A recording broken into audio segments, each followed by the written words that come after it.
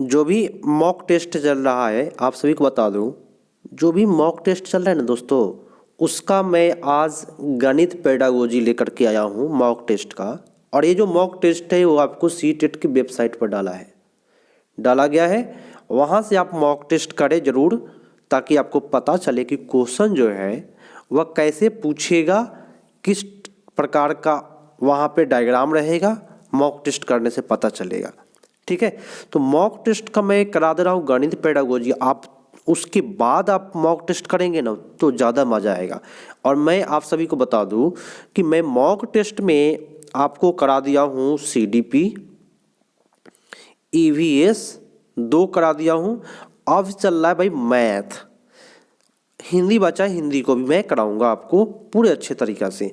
तो जब कर लेंगे टोटल तब मॉक टेस्ट देंगे तो मज़ा आएगा आपको। ठीक है, मॉक टेस्ट देने में, क्योंकि मैं दोस्तों मैं आपको बताऊं, पूरे विश्वास रखिए मेरे यहाँ तैयारी जो कर रहे हैं उन सभी को पता है, पूरे विश्वास के साथ तैयारी कर रहे हैं। बहुत सारे चैनलों पर जुड़े हुए थे, लेकिन हमसे जुड़ने के बाद बहुत सारे चैनल छोड़े हैं काफ़ी लोगों ने, और मेरे यहाँ पढ़ाई अच्छे से कर रहे हैं, कोई दिक्कत नहीं है। स्तर भी बढ़ गया है उनका, तो मैं ट्रिक से और समझा करके बताता हूँ जिससे कि दिक्कत नहीं हो और कम समय में।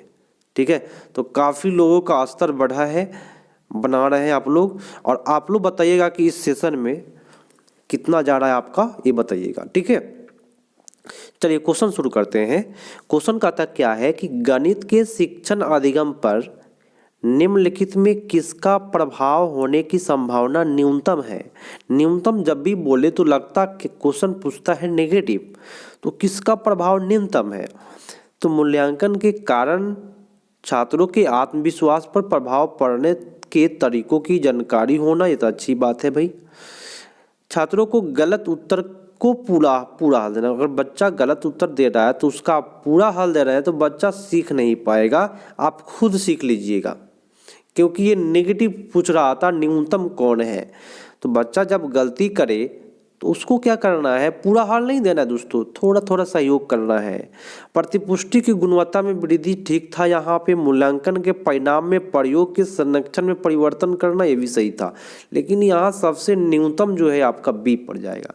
और जिन लोगों ने बी किया उनका सही जा रहा है। एक बार आप सभी को आए हैं, एक बार आप लोग लाइक कर दे, अब वीडियो देखते रहे भाई। और अभी तक मेरे चैनल पर नए हैं तो सब्सक्राइब कर लीजिए, विश्वास के साथ सीटेट तैयारियाँ करिए, कोई दिक्कत नहीं है। ठीक है, चलिए अब आइएगा क्वेश्चन नंबर नेक्स्ट पर आते हैं। क्या कहता है क्वेश्चन, शायद इसमें क्वेश्चन है, हाँ यहाँ पे है, एक सेकेंड दोस्तों। चलिए, ये वेन हिले का ये क्वेश्चन आपके एग्जाम में हमेशा पूछ रहा है, बार बार पूछ रहा है और पूछेगा, याद रखिएगा दोस्तों। एक सेकेंड, इसको यहाँ कर लो। हाँ, क्वेश्चन क्या कहता है कि रोहित ने अनुभव किया कि वर्ग एक समचतुर्भुज और एक आयत दोनों ही है। ठीक है, क्या कह रहा है कि वर्ग जो है इस प्रकार से लिख दिया, वर्ग एक समचतुर्भुज ऐसे होता है, समचतुर्भुज और एक आयत दोनों ही है। एक वर्गवा जो है समचतुर्भुज भी है, एक वर्गवा जो है आयत दोनों ही है। इसका रिलेशन बन रहा है दोस्तों, क्या बन रहा है, रिलेशन बन रहा है कि वर्ग जो है वह क्या है, समचतुर्भुज है और आयत है। रिलेशन बन रहा है वर्ग का, तो जब भी रिलेशन बनता है तो उसको स्तर, उसको संबंध कहते हैं। रिलेशन को क्या कहते हैं दोस्तों, संबंध कहते हैं। और वे नीले के स्तर 2 में आता है। कोई परेशानी हुआ, यहाँ रिलेशन बन रहा है समचतुर्भुज से, आयत से, किसका, वर्ग का और समचतुर्भुज का। ठीक है, तो ये रिलेशन की बात करता है तो उसको संबंध कहते हैं। और संबंध स्तर जो होता है वह स्तर 2 में आता है वेन हिले का। कोई परेशानी नहीं होगा। तो लेकिन इतना बेटर से बताऊंगा ना, पकड़ना है क्वेश्चन में, क्वेश्चन में ही आंसर छिपा होता है दोस्तों। ठीक है, तो क्वेश्चन को ध्यान से जो लोग समझ लिया उनका हो गया कि नहीं। दो पूर्ण संख्याओं का योग एक पूर्ण संख्या होता है। जो मेरे यहाँ पहले से क्लास कर रहे हैं, जो ऑफलाइन की कर रहे हैं, उनको तो प्रॉब्लम नहीं होगा, क्योंकि मैं लिखाया हूँ कि दो पूर्ण संख्या का योग, दो पूर्ण संख्या का योग एक पूर्ण संख्या होता है। क्या होता है भाई? एक पूर्ण संख्या होता है। तो इसको हम बोलते हैं संवरक गुण। क्या कहते हैं? आप लोग भी नोट कर लीजिए, दो पूर्ण संख्या का योग पूर्ण संख्या होता है, उसे क्या कहते हैं? आंसर लिखिए संवरक गुण। ये आपको याद करना होगा और नया सिलेबस में भी इसको शामिल करके रखा है संवरक गुण को। ठीक है, जिन लोगों ने सी किया उनका सही जा रहा है। अब आइएगा नेक्स्ट क्वेश्चन पर, एक सेकेंड। चलो भाई, क्वेश्चन क्या कहता है सुनिएगा आप सभी, कि एक सेकेंड थोड़ा सा और ऊपर कर ले ताकि आप लोग पूरा देखें। हाँ चलिए बताइए कि गणित के शिक्षण अधिगम के विषय में निम्नलिखित में से कौन सा सत्य नहीं है? नेगेटिव पूछ रहा है, कौन सा सही नहीं है? ऑप्शन बोलता क्या है कि नमूनों के अवलोकन और सामान्यीकरण से प्राथमिक कक्षा के विद्यार्थियों के गणितीय ज्ञान का सर्जन करना अच्छी बात है भाई। ठीक है ना भाई। चलिए, गणितीय ज्ञान के सर्जन में तर्क और वार्ता एक महत्वपूर्ण भूमिका है। मेरी बात सुनिएगा दोस्तों, गणितीय ज्ञान के सर्जन में तर्क और जो वार्ता है, वार्ता जो है ना, ये महत्वपूर्ण भूमिका नहीं निभाता है, लेकिन तर्क तो ठीक है भाई। ठीक है, वार्ता पर थोड़ा सा जा रहा है आपको, वार्ता करने से गणित नहीं बनता है। अब भाई सत्य नहीं है पूछ रहा था। गणितीय अधिगम एक सामाजिक प्रक्रिया है जिसमें संवाद सम्मिलित है। तो गणितीय अधिगम एक सामाजिक प्रक्रिया है जिसमें संवाद शामिल है। सामाजिक में आपका विद्यालय भी आता है, परिवार भी आता है, तो इसमें हम लोग गणित सीखते हैं, अच्छी बात है। गणितीय ज्ञान की रचना में संस्कृति संदर्भों की कोई भूमिका नहीं होती है। यहाँ आपका नेगेटिव बोला, हम लोग सत्य नहीं खोज रहे थे, तो क्यों ना डी करके आएंगे। ठीक है, चलिए, तो जिन लोगों ने यहाँ डी किया है उन सभी भाइयों का सही जा रहा है भाई, काफ़ी बेटर है। आप ऐसे पकड़े जैसे कि लगे कि हाँ पढ़ाई कर रहे हैं, अच्छे से समझ करके अगर बनाते हैं कोई परेशानी आपको नहीं होगी। चलिए, अगला प्रश्न आपकी स्क्रीन पर है। क्या बोला कि प्राथमिक स्तर पर संख्या पढ़ाने के लिए निम्नलिखित में कौन सा सत्य है? ऑप्शन बोलता है कि संख्या की अंतर्दृष्टि समझ को प्रोत्साहित किया जाना चाहिए। अच्छी बात है भाई, करना चाहिए। संख्या को लिखना अनुक्रम में पढ़ाना चाहिए भाई। संख्या को कभी भी लिखना अनुक्रम में पढ़ाना चाहिए। ये जो ना अनुक्रम में पढ़ाना चाहिए, लेकिन संख्या को लिखना अनुक्रम जो है ना, ये लिखना अनुक्रम, लिखना समझते हैं हैंडराइटिंग की तरह पढ़ाना चाहिए? नहीं दोस्तों, ये आपका लिखना अनुक्रम गलत हो जाएगा। अनुक्रम में पढ़ाना चाहिए, ये सही है। गणना से पहले संख्या को संख्यांक रूप में लिखना सिखाना चाहिए। तो सबसे पहले गणना से पहले लिखना नहीं सिखाएंगे, एक बात याद रखिएगा। अगर गणना चल रही है तो सबसे पहले काउंटिंग सिखाएंगे। यहाँ कह रहा है क्या कि काउंटिंग छोड़ो, पहले लिखो। एक गलत बात बोला। संख्या के अनुक्रम असंगति को प्रोत्साहित करना चाहिए। देखिए, कोई बच्चा अगर अनुक्रम असंगति से लिख रहा है, इधर उधर लिख दिया, तो उसको हतोत्साहित नहीं करेंगे बल्कि प्रोत्साहित ही करेंगे ताकि बच्चा हीनता का शिकार ना हो। तो यहाँ ए और डी 100% सही आपका जाएगा। थोड़ा सा क्रिटिकल क्वेश्चन डाला है, याद रखें, मैथ का, तो उत्तर आपका ए और डी पड़ जाएगा। अगला प्रश्न ध्यान से करिएगा, और जिन लोगों को ऑफलाइन क्लास में डाउट हुआ था अब क्लियर हो जाएगा पूरा का पूरा।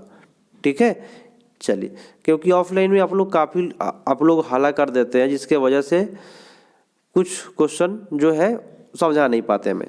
अब ध्यान से सुन लीजिए, आप लोग समझ लीजिए कि प्राथमिक स्तर पर गणित पढ़ाने के लिए निम्नलिखित में से कौन सा पहलू अत्यंत महत्वपूर्ण है? देखिए मेरे प्यारे साथियों, प्राथमिक स्तर पर क्या आप उच्च स्तर की पढ़ाई और रोजगार के लिए पढ़ाएंगे? नहीं दोस्तों, कभी भी रोजगार के लिए पढ़ाई नहीं कराना है। प्रौद्योगिकी के लिए प्रोत्साहन और तैयारी करना। मेरे दोस्तों, प्रौद्योगिकी के लिए, यहाँ प्रौद्योगिकी जो है ना, टेक्नोलॉजी के लिए प्रोत्साहन करना। बच्चों को क्या फर्क पड़ता है? कुछ फर्क नहीं पड़ेगा। ठीक है, गणित को बच्चे के जीवन के अनुभव का भाग बनाना। आप लोग का सही जा रहा है, आप लोग सी आंसर बता रहे हैं, बहुत अच्छी जा रहा है। और जिन लोगों ने सी किया उनका सही जा रहा है।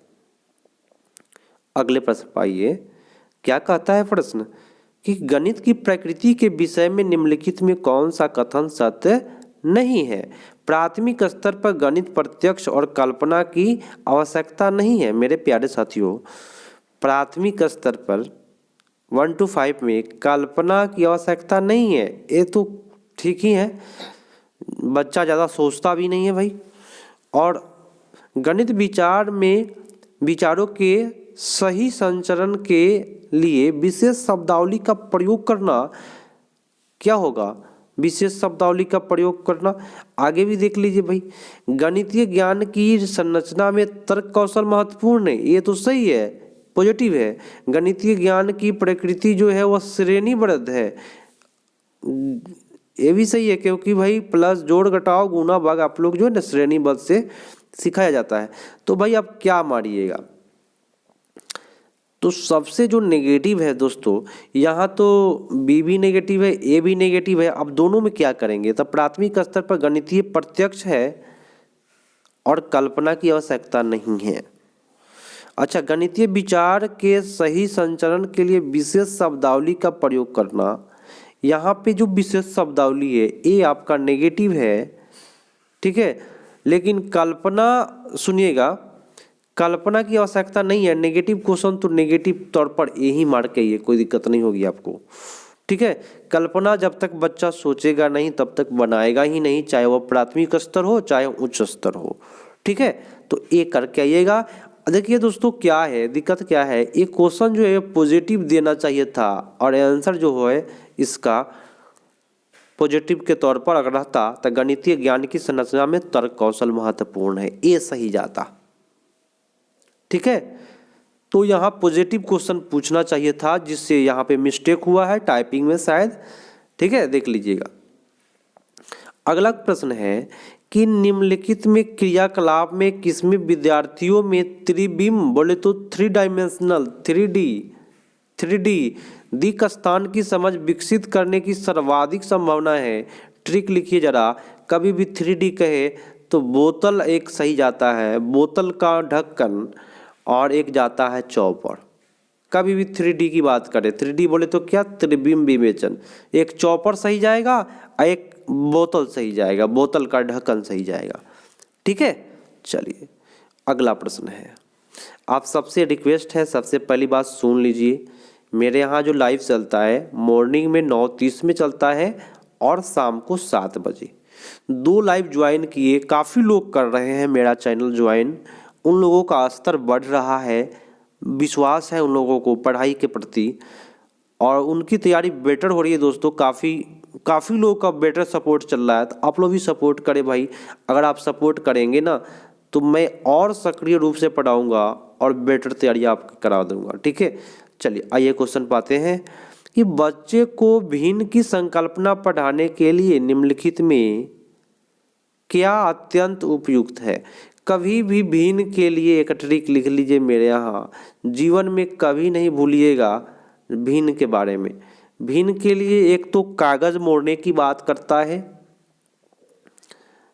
भिन्न के लिए नोट लिख लीजिए कीवर्ड, एक तो कागज मोड़ने की बात करेगा, दूसरा भिन्न के लिए छड़ आएगा, छड़ की बात करेगा, याद रहेगा।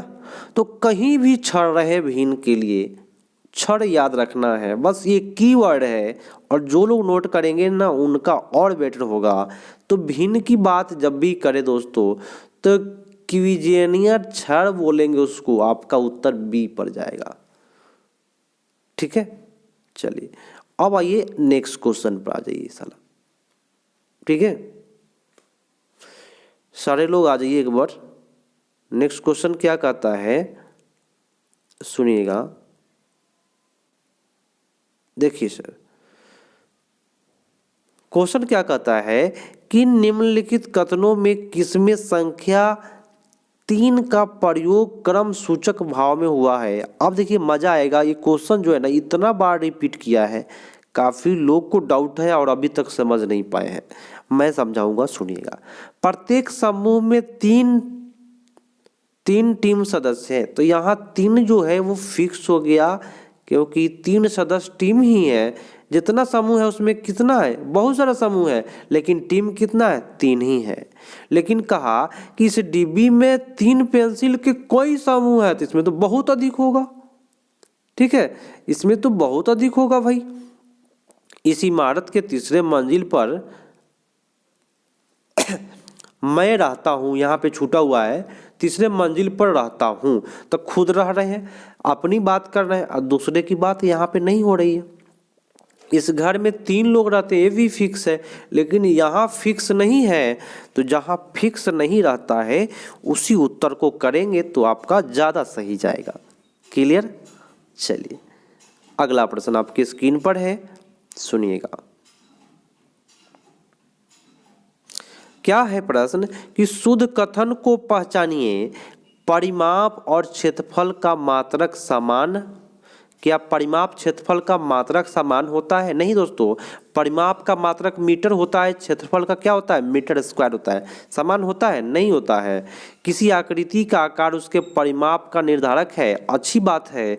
यदि 2 आकृतियों का क्षेत्रफल समान है तब परिमाप समान होगा, ऐसा कोई बात नहीं है। 2 आकृतियों का परिमाप समान है तो क्षेत्रफल समान होगा, नहीं दोस्तों, सबसे बेटर बी पड़ जाएगा। और यहाँ पे जिन लोगों ने बी किया है उन सभी का सही जाते हुए अगले प्रश्न पढ़ाइए।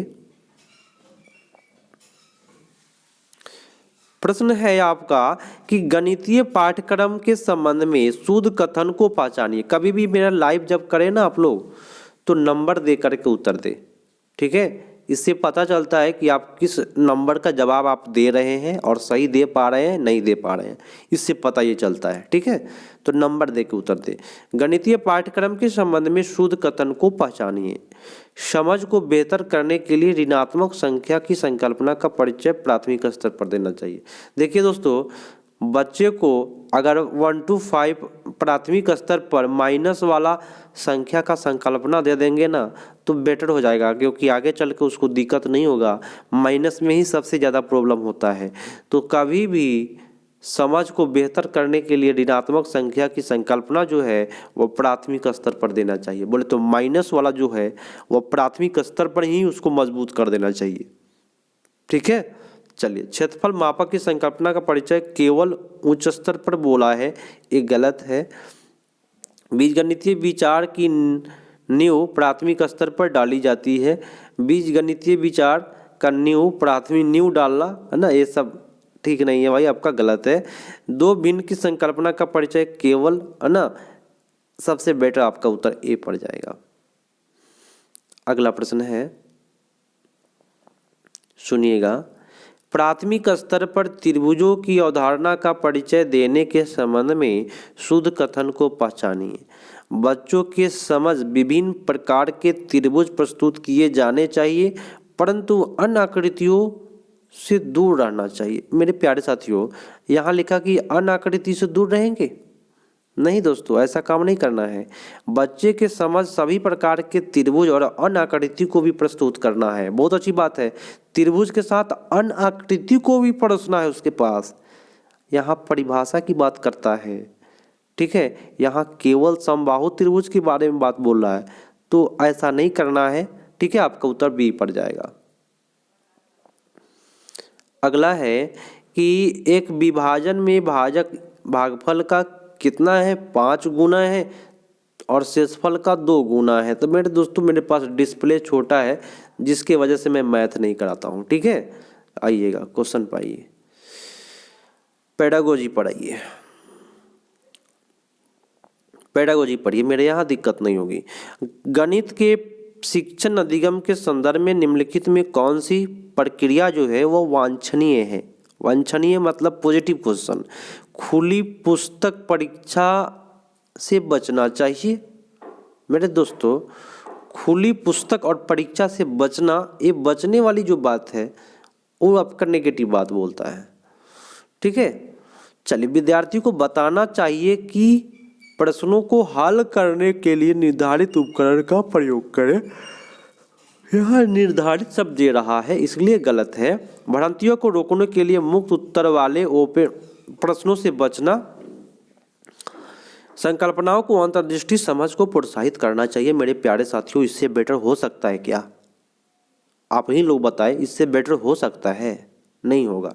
चलिए अगला प्रश्न है कि सुनिएगा, मज़ा आएगा इस प्रश्न में आप लोगों को। काफ़ी लॉन्ग है लेकिन मज़ा आएगा।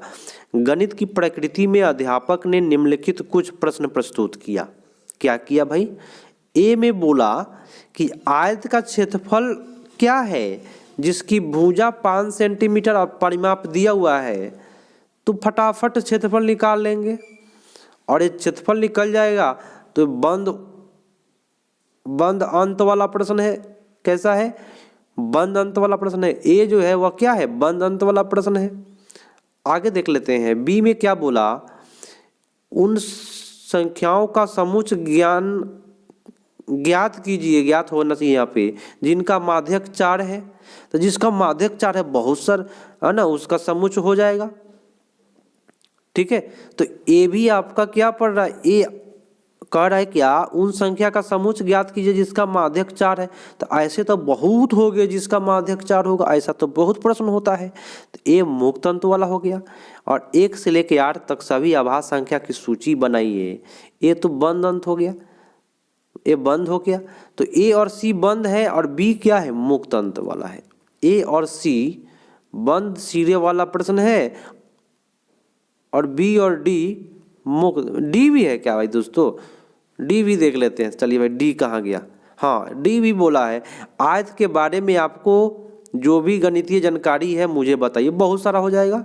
ठीक है, तो बी और डी जो है वो क्या हो गया? मुक्त सिरे वाला। तो बंद सिरे वाला जिसका आंसर क्या हो? फिक्स हो दोस्तों। तो आप लोग मेरे यहाँ CDP कर लिए, सुन लीजिए तो जाइएगा। EVS कर लिए, मैथ कर लिए, अब हिंदी बचा है दोस्तों, उसको भी कर लीजिएगा। आपका पूरा का पूरा मॉक टेस्ट मेरे यहाँ ऑल पेडागोजी हो जाएगा। तो आप लोग काफ़ी बेटर तरीक़ा से परफॉर्मेंस देते हैं और दे रहे हैं। और मेरे यहाँ जो भी जुड़ रहे हैं ना, उनका परफॉर्मेंस बेटर जा रहा है, बेहतर हो रहा है। आपका तैयारी में जो है वो स्तर ऊपर की ओर भाग रहा है, ऐसे की ओर एकदम शेयर मार्केट का जो होता है ना, उस तरह से भाग रहा है आपका। तो काफ़ी विश्वास रखें, मेरे यहाँ दिक्कत की संभावना नहीं है। आप लोगों का बहुत सारा कमेंट आता है कि सर ये पढ़ाइए वो पढ़ाइए। अकेला हूँ मैं, ठीक है, जिसके वजह से मैं गद्यांश पद्यांश नहीं करा पा रहा हूँ। आप लोगों का कमेंट बहुत पड़ रहा है। ठीक है, गद्यांश पद्यांश के लिए डिस्प्ले छोटा है, मैथ नहीं करा पा रहा हूँ उसके लिए डिस्प्ले छोटा है। तो आप लोग मेरे यहाँ तैयारियाँ करें, विश्वास करें। 4 मैं क्या क्या कराता हूँ बता देता हूँ। CDP कराता हूँ, EVS पेडागोजी करा दूंगा, मैथ पेडा करा दूंगा, ठीक है, हिंदी पेडा करा दूंगा, संस्कृत पेडा करा दूंगा। बाकी कुछ भी हमसे नहीं होगा। ठीक है, तो केवल पेडा जितना भी लिखा हूँ सभी का पेडा ही कराऊंगा। बाकी चीज़ तो नहीं करा पाता हूँ कि डिस्प्ले छोटा है जिसके वजह से। ठीक है, तो दोस्तों आज के लिए इतना ही। आप लोग सपोर्ट करें, शेयर करें, आप लोग कमेंट जरूर करें कि आपका कितना सही गया है। 15 प्रश्न करके ही देखिए, जितना सही है काउंटिंग कर लीजिएगा। ठीक है, बताइएगा आप लोग। तो मिलते हैं अगले पार्ट में, तब तक के लिए धन्यवाद। जय हिंद।